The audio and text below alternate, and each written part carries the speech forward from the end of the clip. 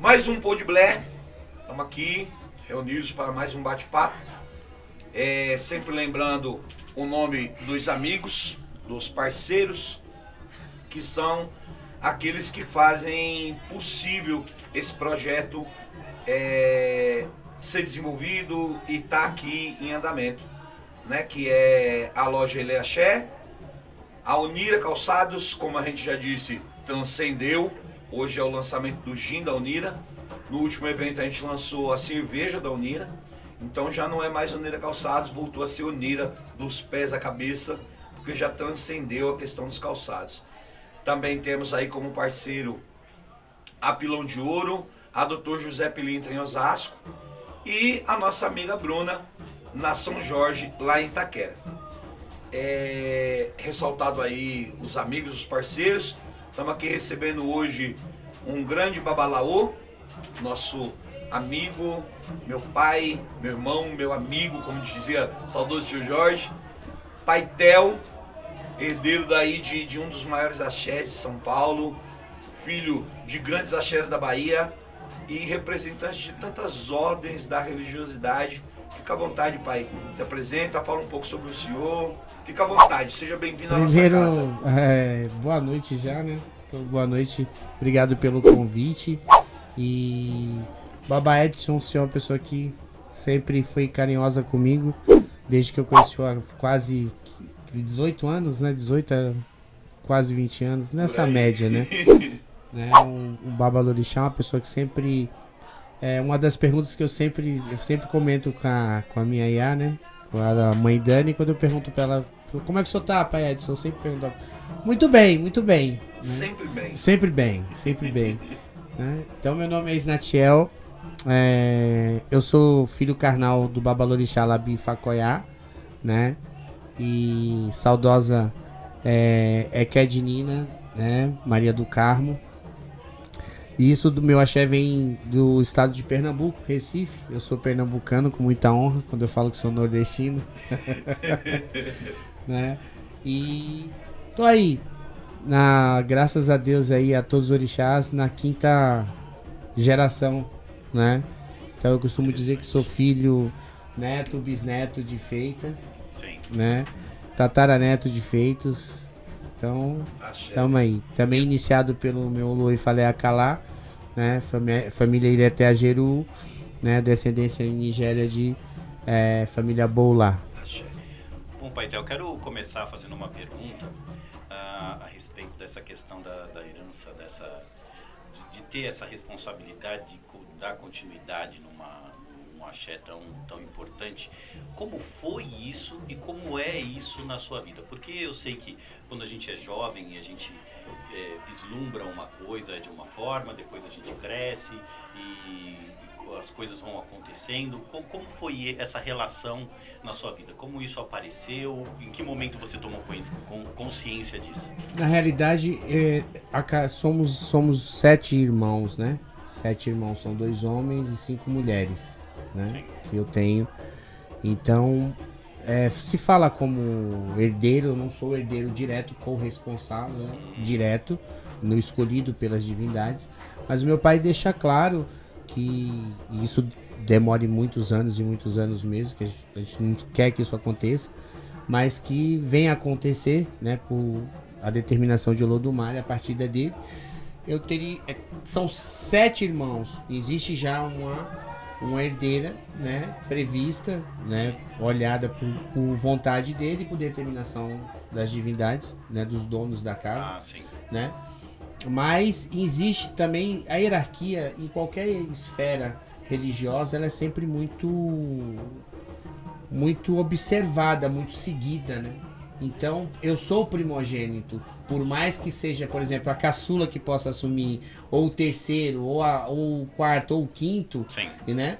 Vai se haver esse respeito e consideração seguindo a hierarquia do primogênito, que já nasceu dentro, né? Eu fui concebido dentro de uma casa de candomblé, né? E fui também, morei desde os 3 anos de idade, né?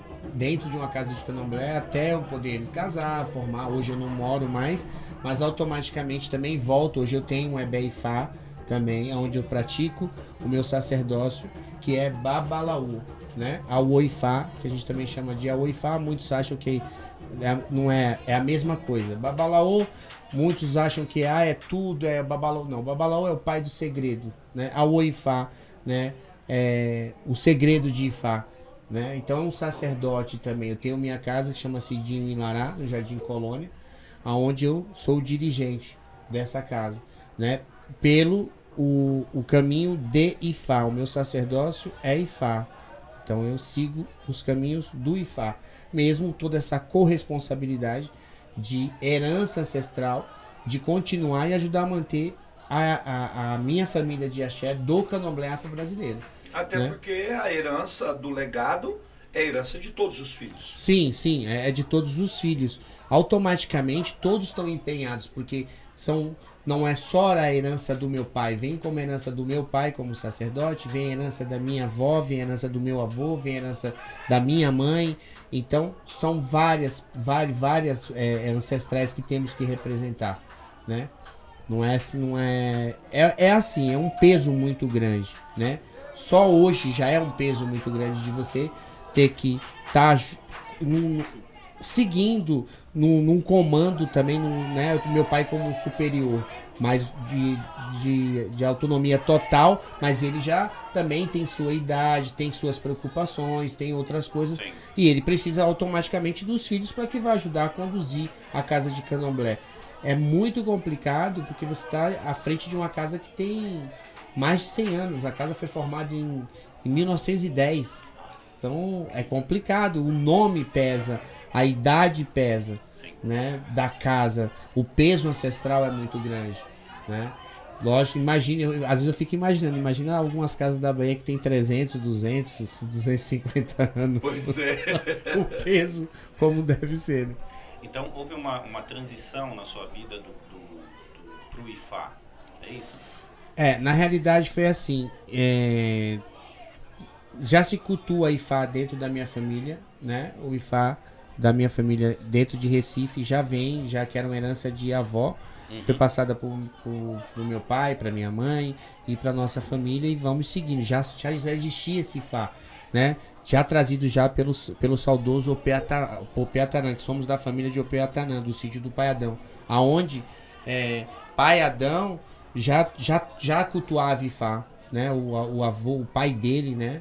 Tolobiocá, já era Babalaú, né? Inclusive falava péssimo português, entendeu? Morou... Já veio o Babalaú da Já África. veio o Babalaú da África, né? Da região de Abeokuta. Então já trouxe o culto de Ifá. Só que sempre foi um Ifá coletivo, um Ifá familiar, né? Então foi passado de herança para outros e ficou se fazendo esse culto. Então já existia. Agora, chegou um determinado... Era um Ojubó Ifá. Um Ojubó Ifá coletivo que era obrigatório se cuidar porque é de família. Ninguém vai jogar Ifá fora, como não joga... Ninguém vai despachar Xangô, um exemplo. E muitos orixás de família, de pessoas de Culto nomes, familiar. de culto familiar, né? Porque não é nem por conta de outras situações, mas sim por ser família, né? Então, o que aconteceu? Eu fui iniciado dentro do candomblé aos 3 anos de idade, mas já nasci dentro. Minha avó dizia que neto dela não tinha isso, idade de santo, porque já desde criança já começava a fazer as coisas. Inclusive, no próprio ventre da mãe já tinha necessidade de se fazer algo para se preparar essa criança para cuidar.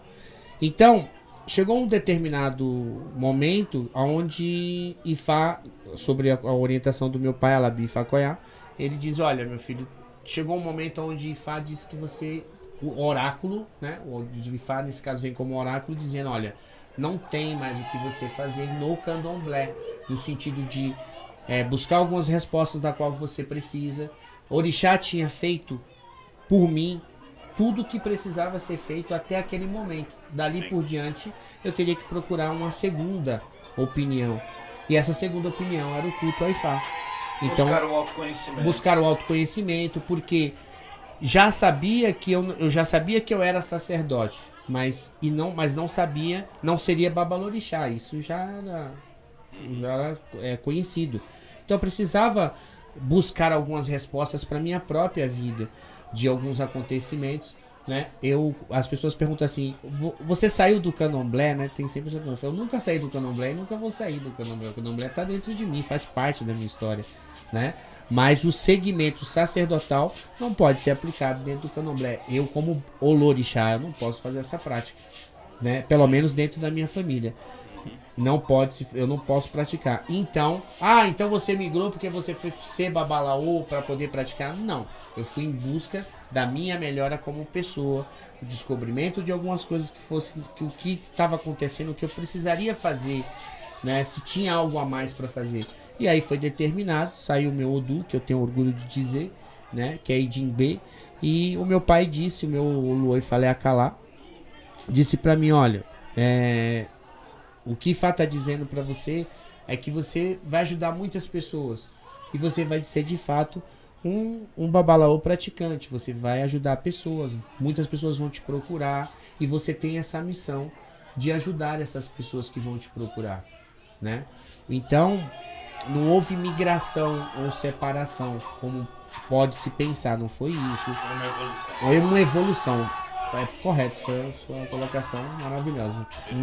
É uma evolução, porque você estar no culto hoje, né, seja ele tradicional ou afrodescendente, é todo dia uma evolução. Muito bem, muito bem. É impressionante a riqueza religiosa e cultural da sua família. Obrigado. É impressionante, né? Porque é difícil você ver uma família transcender assim tantas gerações e trazendo uma religião, e trazendo o Ifá dentro de tudo isso, né? É muito interessante mesmo. Não, é maravilhoso. Sim, e sim. essa evolução, gente, rico, vocês muito estão ouvindo ao fundo aqui alguns cânticos, mas lembrando que nós estamos aqui hoje na comemoração, aniversário de nascimento de minha mãe Luizinha. Então agora as pessoas estão do lado de fora cantando Doniel Jorodum, que é para comemorar os 64 anos de idade da minha mãe. E esse ano a gente gosta de ressaltar sempre que esse ano ela está completando 50 anos de axé. Sim. Então é uma história incrível. Nós estamos falando aqui de histórias incríveis. Sim. A história da sua família realmente é divina, é transcendental. Eu tive a oportunidade de conhecer um pouco, converso bastante com o Pai Alabi e a gente tem um prazer imenso, né? Sua família é uma família muito querida. Obrigado. Porque além de fazer parte da história, tem um papel ativo nessas histórias todas. O Pai Alabi faz parte da história da Shabashini de uma maneira profunda, intensa e inesquecível. Sim, sim. E eu tô dentro da Shabashini tem 21 anos. E desde que eu cheguei lá, eu me encontrei com o Pai Alabi. E essa coisa da amizade foi uma coisa maravilhosa desde o primeiro dia entre a gente. Porque o Pai Alabi é uma pessoa fascinante, é um gentleman acima de qualquer coisa. Sim. É um homem que transcende a educação. E sem palavras. Mas hoje nós estamos aqui numa comemoração sobre a mãe Luizinha.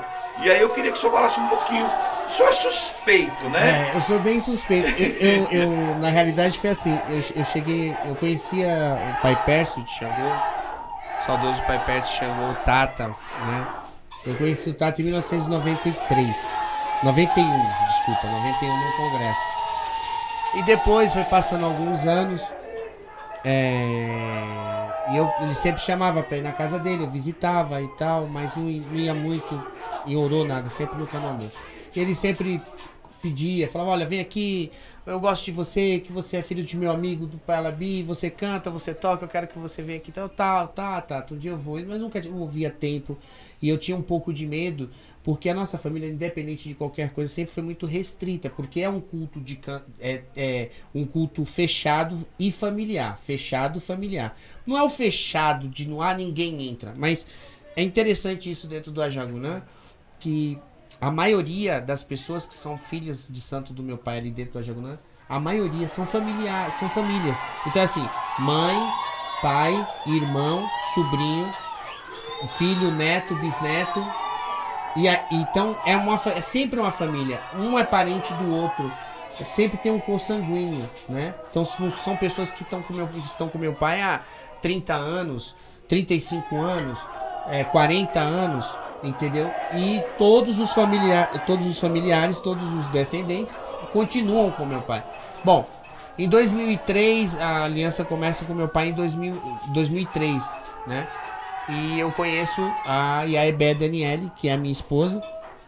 E aí ela vai no pilão na minha casa e ela vê uma mulher assim, eu não tinha conhecido, o Tata falava muito dela, né? Eu conhecia muito mais minha mãe Luizinha, que Sim. eu adotei como minha mãe, e ela me adotou como filho, antes mesmo do meu relacionamento com a Yá Daniele. E aí eu tô ali e tal, vejo ela passando, ela olha pra mim, quando eu falo algum Ajô, ela olha, foi realmente... Então, a sensação que eu tive, eu conto isso com muita emoção, porque eu tive a sensação de falar assim, essa mulher é a que você vai casar. E eu falei assim, nossa, estranho, forte isso. E de fato... né? Tão profundo. Tão profundo. Tão impactante, impacto, uma pedrada. Assim, e de fato isso aconteceu, depois de alguns começamos a namorar e tudo, casamos. E estamos juntos aí há 17 anos. 2 filhotes? Dois filhotes. Então, eu tenho o Pércio e o José, eu já tinha um filho inclusive do primeiro relacionamento da minha ex-esposa, que é o Malco Xotundê, que é meu primogênito. Também, hoje também é a Oifá, também é Babalaô iniciado também. Foi iniciado aos 2 anos de idade no Candomblé, pelo meu pai também. Os gêmeos são filhos de santo no Candomblé da mãe Luizinha e do meu pai Alabi.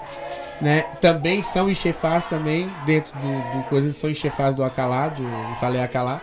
E interessante essa história, porque a mãe Luizinha foi uma pessoa assim de extrema importância, porque sempre conversei muito com ela, fiquei muito perto dela, muito amigo dela, mas independente da parte religiosa, de conversar mesmo, de tomar conselho, de falar de coisas da vida, de acontecimentos do dia a dia, né? E a paixão que eu tenho por Nanã, que Sim. é toda a história da minha ancestralidade patriarcal, vem de Nanã, né? Minha bisavó era de Nanã, minha tataravó era de Nanã.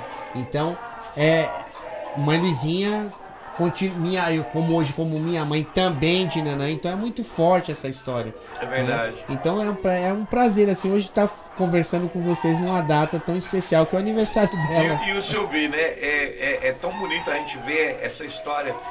A história que ele fala de quando ele se conheceu, quando ele se encontrou com a mãe Daniele no pilão, eu tava lá. Eu acompanhei isso tudo de muito perto. Sim. Eu vi tudo isso. No dia que eles casaram numa festa de Oxalá, que foi a reabertura do Axabachine, e eles se casaram. No dia do casamento, eu mandei fazer uma coisa extremamente simples e dei de presente para eles no dia do casamento. Eu mandei fazer uma mão de pilão, que eu mandei confeccionar em aço inoxidável. E aí no dia, e eu sempre fui uma pessoa tímida. Eu chamei eles num cantinho e levei aquela mão de pilão.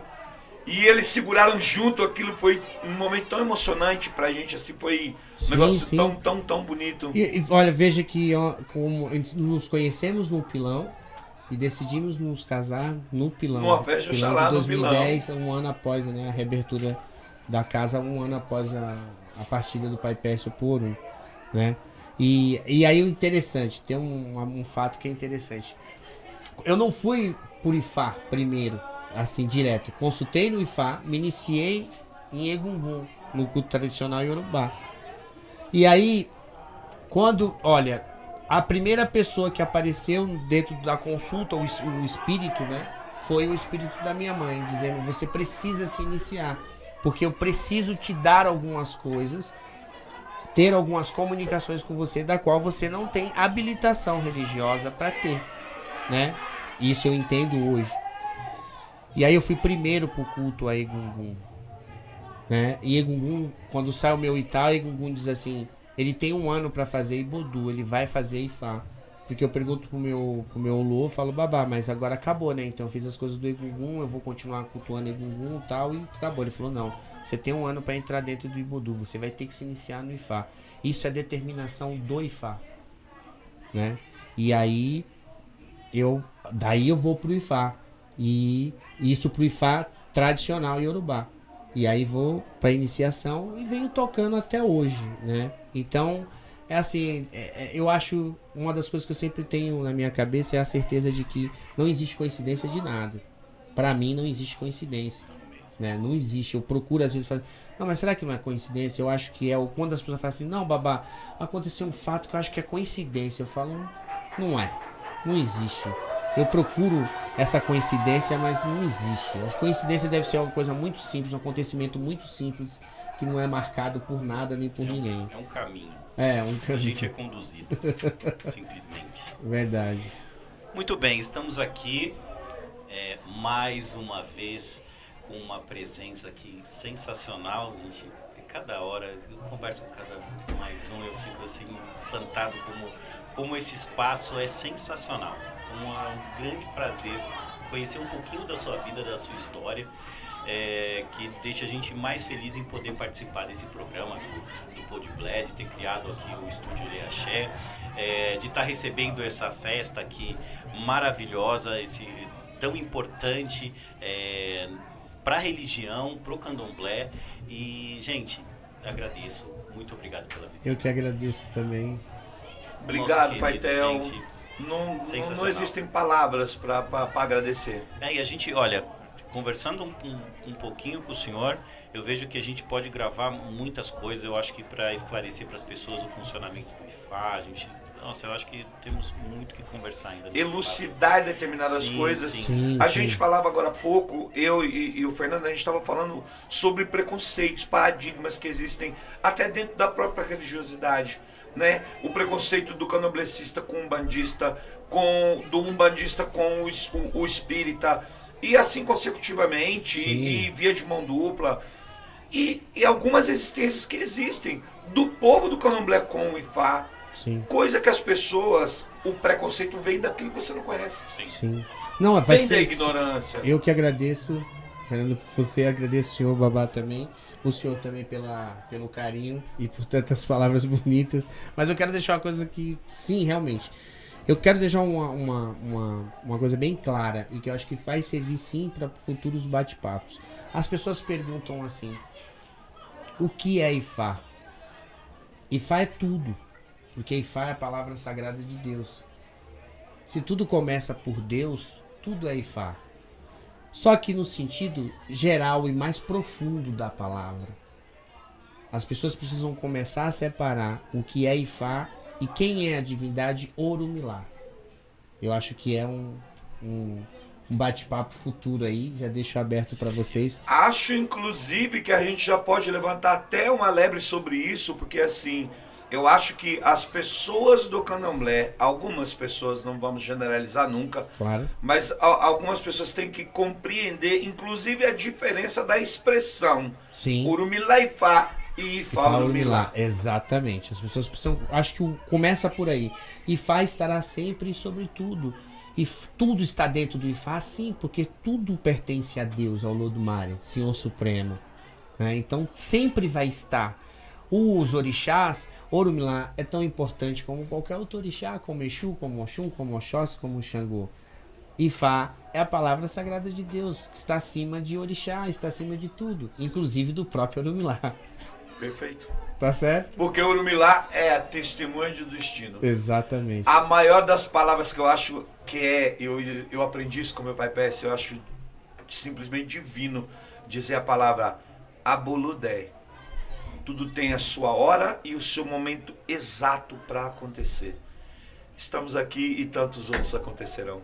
Muito obrigado, Paitel. Eu que agradeço. Fernando, agradecido. Axé para todos nós. Axé.